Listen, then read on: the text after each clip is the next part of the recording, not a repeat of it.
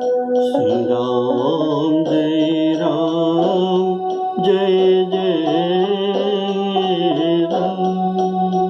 श्री राम जय राम, जय राम।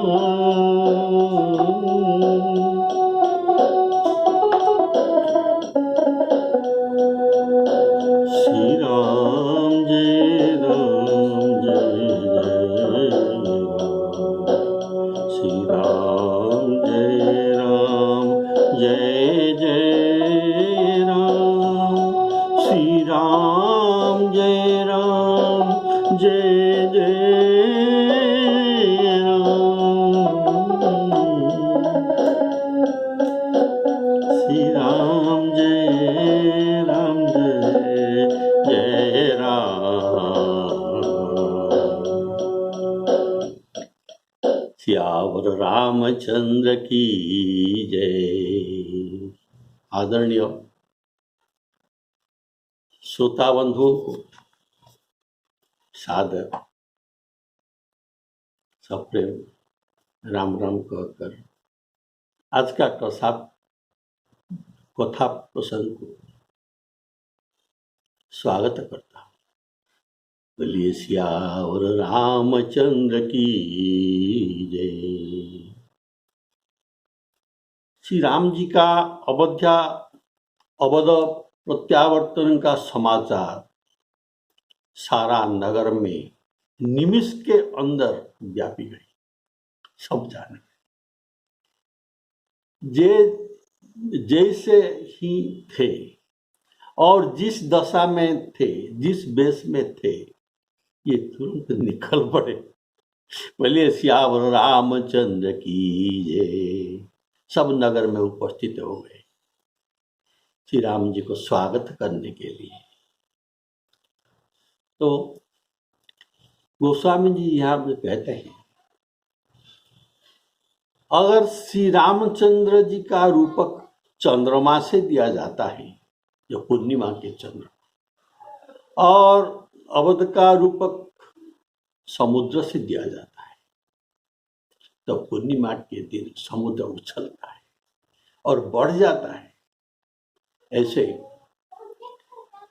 समुद्र को, सिंधु को सागर का उपमा दिया गया और श्री रामचंद्र जी को पूर्णिमा के चंद्रमा के उपमा दिया गया। और जो सागर बढ़ता है, इसका उपमा दिया गया नगर के नारियां जो अट्टालिका ऊपर चढ़कर देख रहे हैं। इतना ऊंचा सागर बढ़ा है, ऊंचा ऊंचा तरंग उठ रहा है।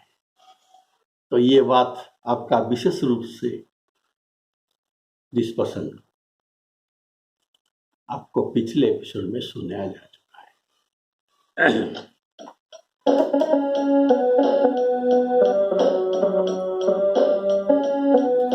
राका शशि, राका अर्थात रात्रि। राकेश इसलिए चंद्रमा को कहते हैं। तो राका शशि, पूर्णिमा के शशि, पूर्णिमा के चंद्रमा। राका शशि षोडशई, तारागण समुदाय, तारागण समुदाय, बड़ो कोलाहल, तारागण राका शशि रघुपति, राकापति रघुपति, सिंधुपुर देखी हरसा,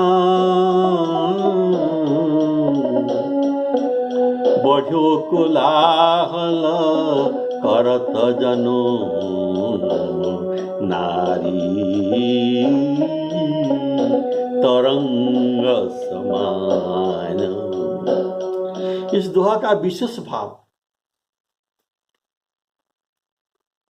पिछले एपिसोड में अंतिम में सुनाया गया है, आप चाहे तो देख सकते हैं, तो सुन सकते हैं। यहाँ सूर्यवंश रूपी कमल को प्रस्फुटित करने के लिए सूर्य रूप ये कौन है? श्री रामचंद्र जी पुष्पक जान से आकाश मार्ग से वानरों को सुंदर अयोध्यापुर दिखाते हैं। कपिराज सुग्रीव जी, भगवान कहते हैं कपिराज सुग्रीव जी, अंगद जी और लंकापति विभीषण जी सुनिए, यह पुरी अत्यंत पवित्र है और दूसरों को भी पवित्र करने वाले हैं। और यह देश, जिस देश में यह अयोध्या नगरी है, इस देश भी सुंदर है। ये देश अयोध्यापुरी है, वह भी सुंदर है। यहाँ प्रभु को सूर्य कहा गया और पहले प्रभु को चंद्र कहा गया था, राकाश शशि। तो दोनों उपमाएं इनको दिया गया है। कारण सूर्य दिन में सुख देते हैं और चंद्रमा रात में सुख देते हैं। और ये जो रामचंद्र, रामचंद्र सूर्य, ये दिन और रात दोनों में सुख देने वाला है। इसलिए दोनों उपमा यहाँ दिया गया है, पहले चंद्रमा की और अभी सूर्य की। अर्थात ये निरंतर सुख देने वाले हैं।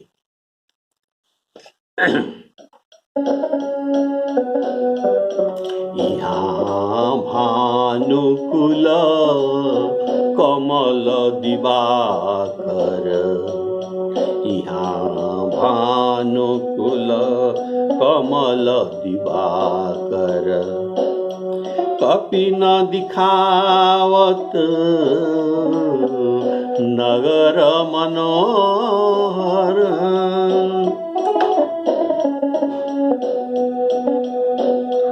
सुनु कपीस अंगद लंकेशा, सुनु कपीस अंगद लंकेशा, पावनपुरी रुचिर यह देशा।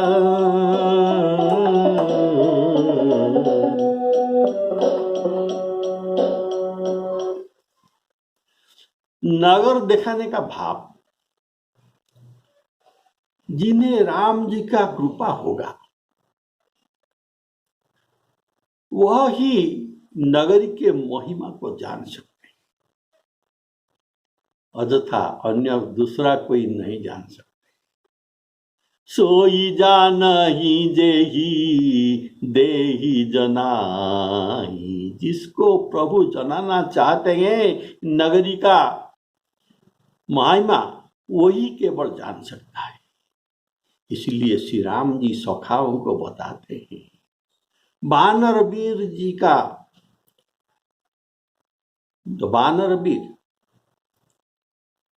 श्री राम जी का रूप देखते हैं, रूप देख चुके हैं और ये लीला में भी शामिल है।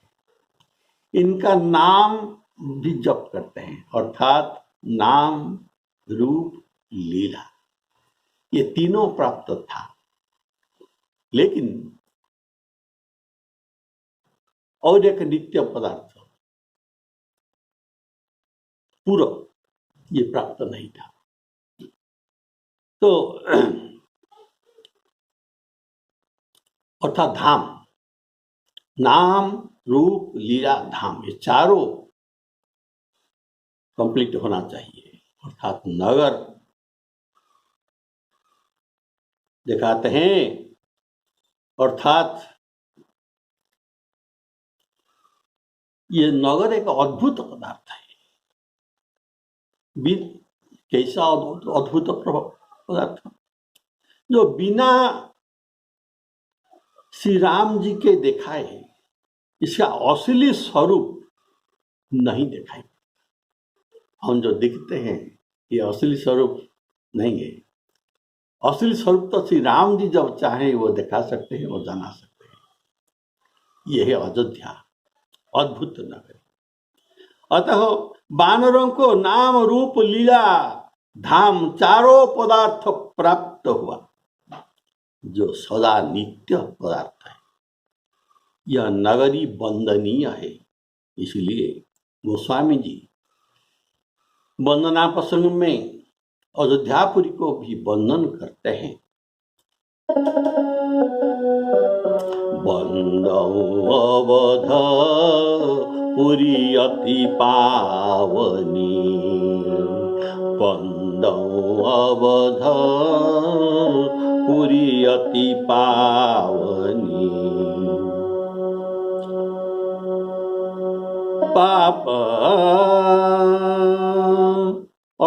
और इसलिए ऐसा वंदन करते हैं। जिनका दर्शन से पाप नष्ट हो जाता है, अयोध्यापुरी का दर्शन से पाप नष्ट हो जाता है। गोस्वामी जी ने लिखा है, देखत पुरी अखिल भागा। अखिल जितना पाप है, पूर्व जन्म में हो या क्रियमाण हो, जो भी हो, प्रारब्ध हो, ये सब पाप भाग जाता है। देखत पुरी अखिल भागा, यह अयोध्या का महात्मा आप सुन रहे हैं। यह नगर इतना मनोहर है कि, और नगर की महिमा स्वयं राम जी बखान करते हैं और आप लोग सुनते हैं। ये नगर इतना सुंदर है कि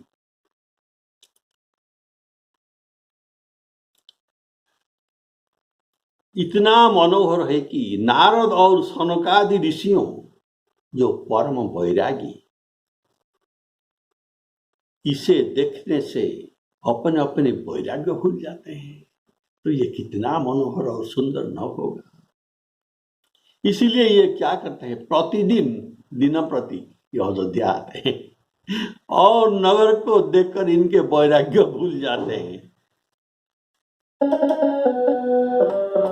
दिन प्रति सकल अयोध्या वही,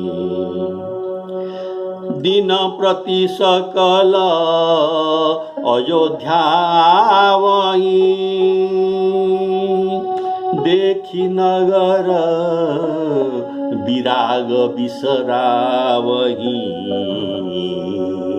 विराग अर्थात वैराग्य को भूल जाते हैं। यह नगरी ब्रह्म स्वरूपिणी है। इसके निवासी भी जगन्नाथ रूप कहा गया है। यह शास्त्र में लिखा गया है। तो इसका प्रमाण सुनिए। अयोध्या च परम ब्रह्म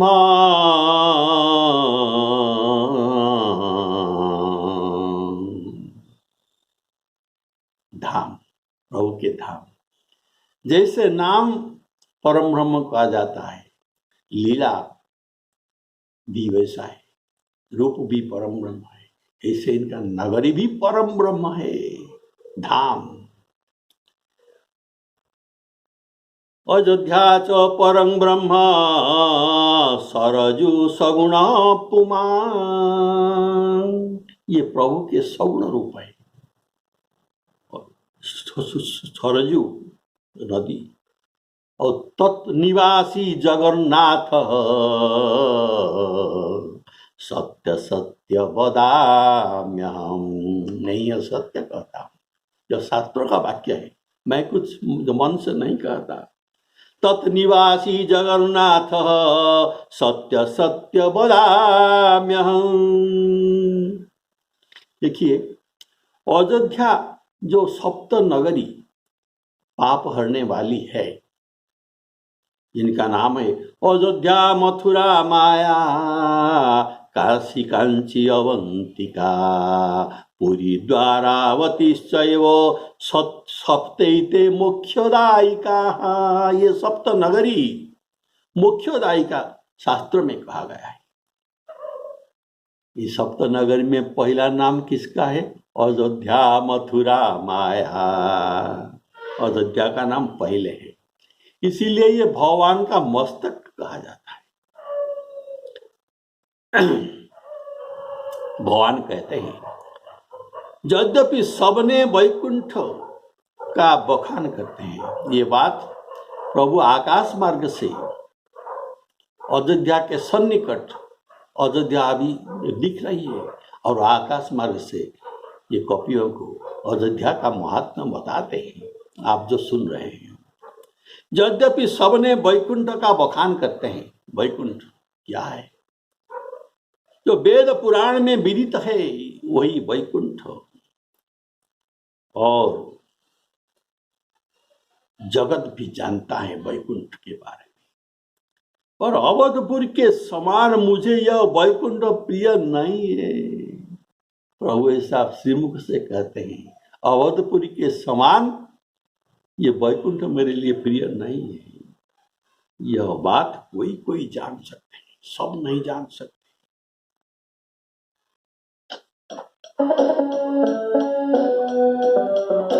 यद्यपि सब वैकुंठ बखाना, वेद पुराण विदित जग जाना, अवधपुरी सम प्रिय नहीं सो, अवधपुरी सम प्रिय नहीं सो, यह प्रसंग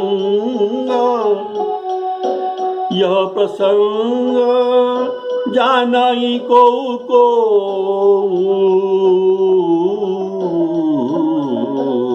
जानाई को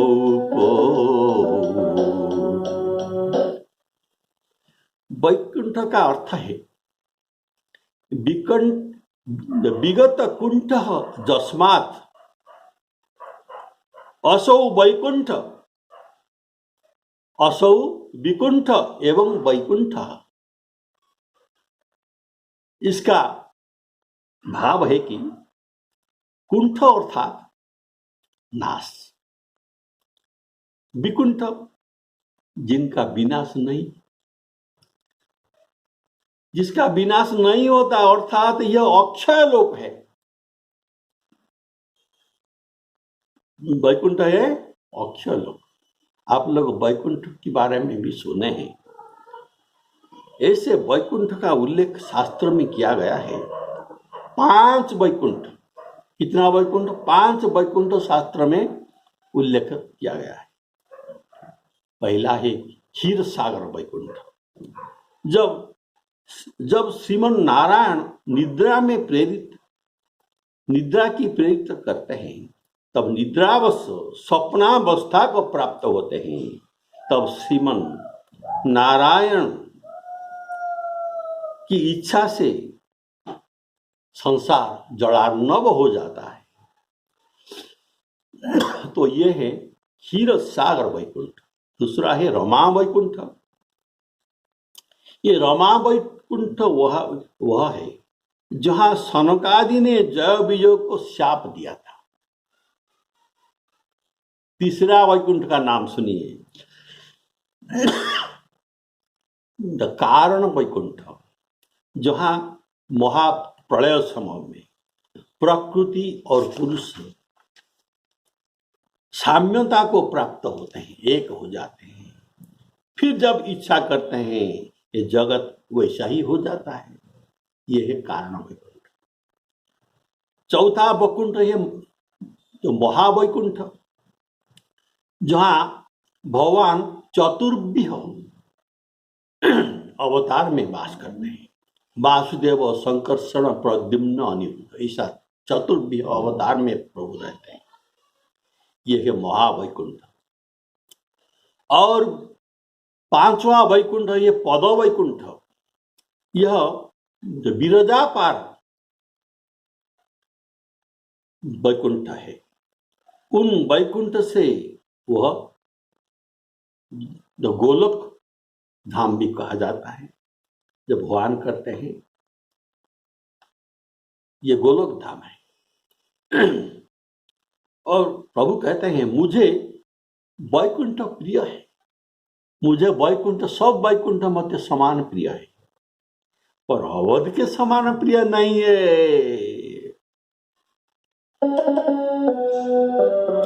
अवधपुरी सम प्रिय नहीं सो, अवधपुरी सम प्रिय नहीं सो। कारण, इसका क्या कारण हो सकता है? भगवान कहते हैं इसका कारण सुनो, क्या है? जन्म अवधपुरी सम प्रिय नहीं सो।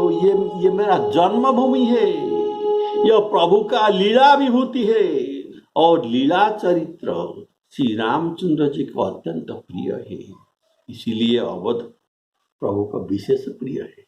ये लीला भूमि है। और वैकुंठ श्री राम जी का नित्य विभूति है, वहाँ ऑफिस करते हैं, वहाँ पत्र मंत्री और बहुत बहुत कुछ सभासद आते हैं। वैकुंठ भगवान का राज दरबार समझिए, और राज दरबार राजा को प्रिय नहीं होता। यह तो परिश्रम का स्थान है। तो राज दरबार करके जब अपना वास भवन में आते हैं तब अच्छा लगता है। और यह अवधपुरी प्रभु का खास निवास स्थान है। अवधपुरी प्रभु का खास निवास स्थान है और नित्य विहार स्थान है। इसी से रघुनाथ जी कहते हैं, इसके समान मुझे वैकुंठ भी प्रिय नहीं है।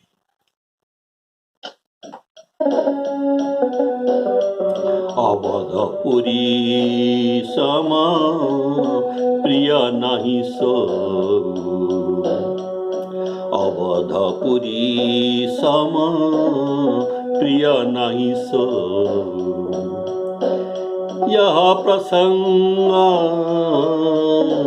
जानई को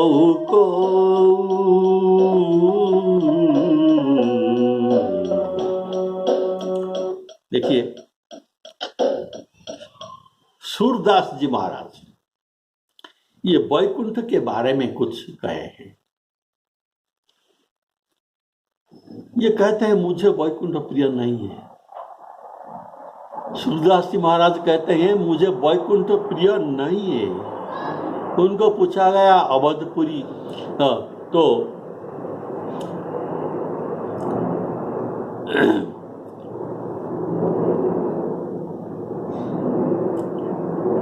उनको ये पूछा गया तुम वैकुंठ क्यों नहीं जाना चाहते हैं? तो इसका उत्तर ये देते हैं, कौन ना सूरदास जी महाराज। ये कहते हैं मैं वैकुंठ में जाकर क्या करूं, वैकुंठ में जाकर क्या करूं? वह नंद नहीं है, गोकुल नहीं है, और कदम्ब के छाह नहीं है, जमुना का निर्मल जल नहीं है, वहाँ ग्वाल और गाय भी नहीं है। इसीलिए मैं वैकुंठ जाकर क्या करूं?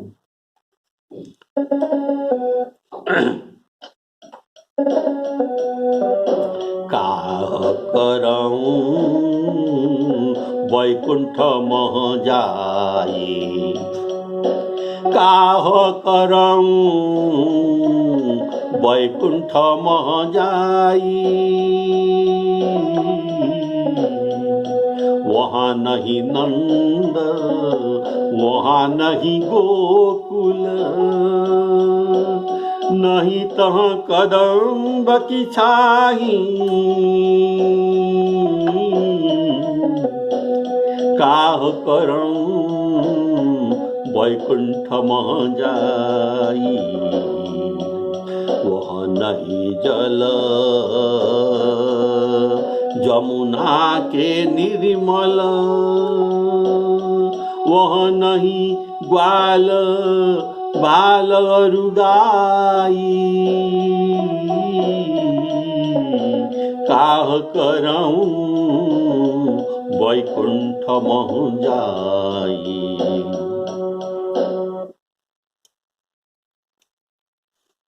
तो अयोध्या के महात्मा वहां वही केवल जान सकता है, सब नहीं जान सकते। जिनके हृदय में धनुबाणधारी राम बसते हैं वही केवल अयोध्या का महत्व जान सकते हैं। गोस्वामी जी कहते हैं, अवध प्रभाव जान तब प्राणी, प्राणी तब जान सकता है अवध का प्रभाव। तब कब? अवध प्रभाव जान तब प्राणी, जब उरव सही राम धनु पानी, जब उरव सही राम धनु पानी। पानी हाथ में धनु धारण करके जब न बैठेंगे तब तक ये नहीं जान सकते प्राणी। इसी कारण केवल वचन से ही नहीं, कर्म से ही भगवान श्री रामचंद्र जी ने दिखाया है कि ये मुझे इतना प्रिय है कि मैं यहाँ 12,000 वर्ष से अधिक इस पुरी में रहा। यह बात किसी भी अवतार में नहीं हुई है। सभी अवतार में कार्य करके तुरंत अपनी पुरी को छोड़कर भगवान चले जाते हैं, लेकिन अयोध्या को नहीं छोड़े। 12,000 से ऊपर अधिक वर्ष यहाँ रहे। प्रभु अयोध्या धाम की महिमा श्रीमुख से वर्णन करते हैं। इतना उदारता नाम रूप और लीला में नहीं है। जैसा उदारता धाम में है ऐसा उदारता नाम रूप और लीला में नहीं है। इसका प्रमाण सुनिए। देखिए, सुग्रीवादि सब श्री राम जी के साथ रहे, नाम जपे, लीला में शामिल हुए और नित्य भगवान के रूप भी दर्शन किए। लेकिन हुआ क्या? ये बानर के बानर ही रहे और इनका कुछ परिवर्तन नहीं हुआ। ये बानर थे और बानर रहे। और जब प्रभु के साथ आकर अयोध्या धाम को आ गए, अयोध्या धाम में प्रवेश करते ही ये आते ही इतने सुंदर और मनुष्य शरीर हो गए। बोले श्याम रामचंद्र की जय। तो ये अयोध्या धाम में पांव रखते ही आते ही इनका मनोहर सुंदर शरीर हो गया, ऐसा गोस्वामी जी कहते हैं। तो ये वाक्य सुनिए। हनुमदादि सब बानर बीरा, हनुमदादि सब बानर बीरा, धरे मनोहर मनुज शरीरा। मनुज शरीरा, मनुष्य शरीर। और कैसा मनुष्य? ना मनोहर मनुष्य शरीर। धरे मनोहर मनुज शरीरा। यह धाम की उदारता, ऐसा उदारता और नाम लीला रूप में नहीं है। और यदि नाम जपे तो, यदि नाम न जपे तो रूप का दर्शन नहीं हो सकता। लीला न देखे तो कुछ भी लाभ नहीं। धाम का वास करने वाले कोई भी कर्म न करने पर भी इनको धाम रहने का लाभ मिलता है, फायदा मिलता है। तो सुनिए, प्रभु को वैकुंठ प्रिय है और वैकुंठ वासी भी प्रिय है, पर अयोध्या और अयोध्या वासी श्री राम जी को अति प्रिय है। अति अयोध्या भी अति प्रिय है और अयोध्यावासी भी अति प्रिय है। प्रभु का श्रीमुख वचन, अति प्रिय मोही यहाँ के वासी,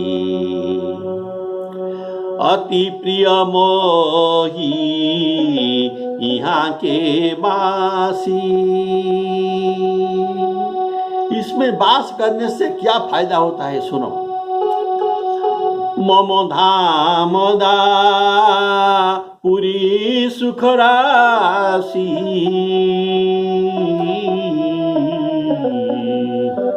इनको वैकुंठ प्राप्त हो जाता है। बोले श्याम रामचंद्र की जय।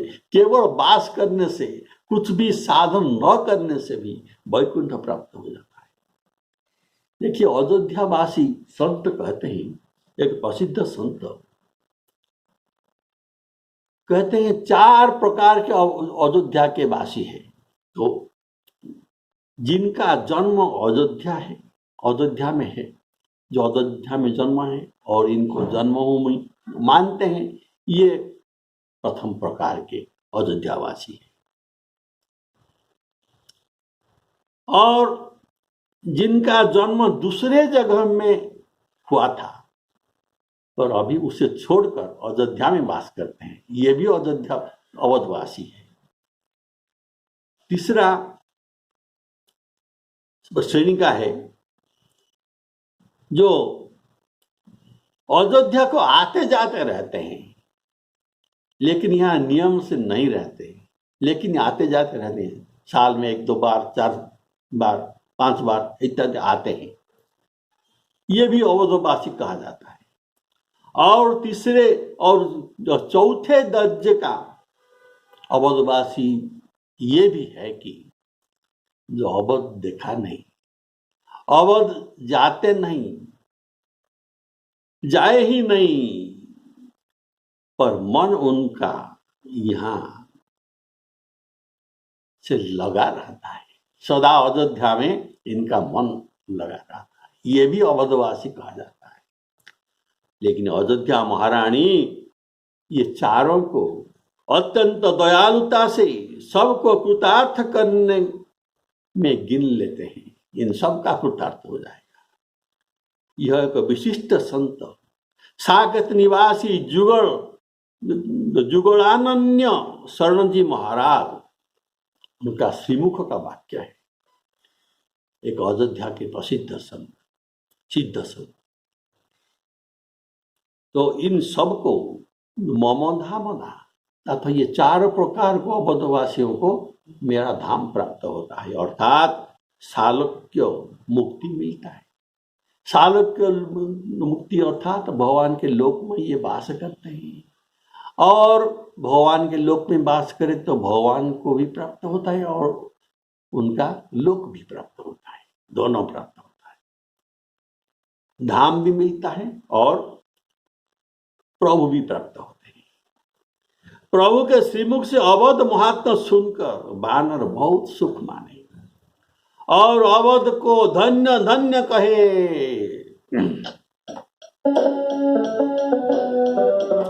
अति प्रिय मोही यहाँ के वासी, अति प्रिय मोही यहाँ के वासी, मम धाम पुरी सुख राशि।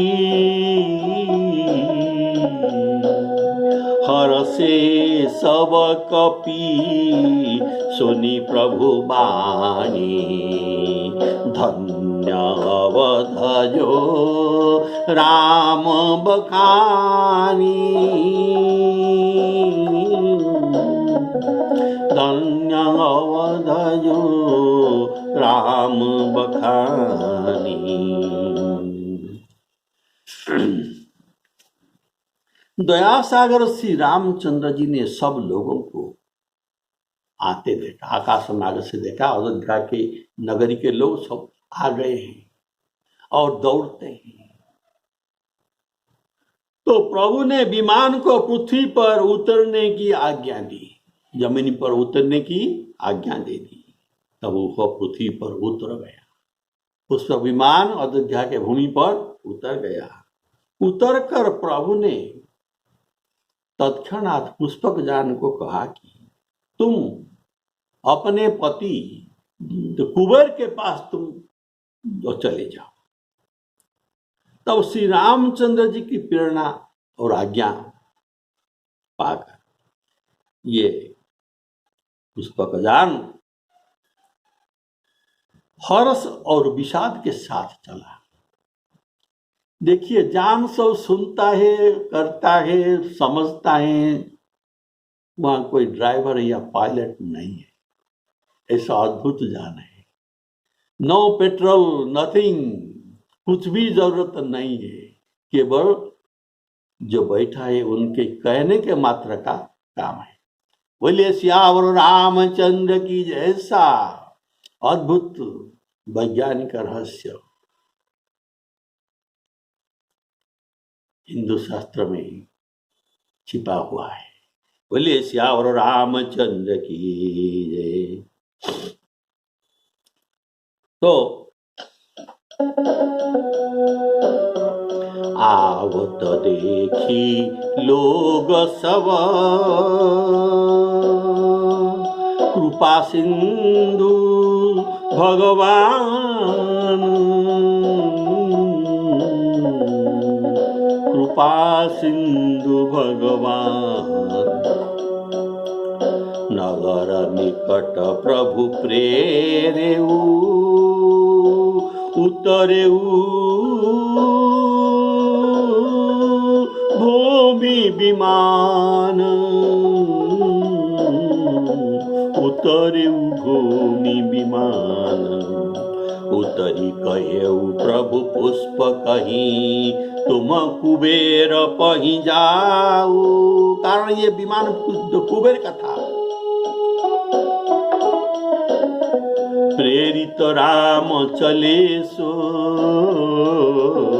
हरस विरह अतिताओ। श्याम रामचंद्र की।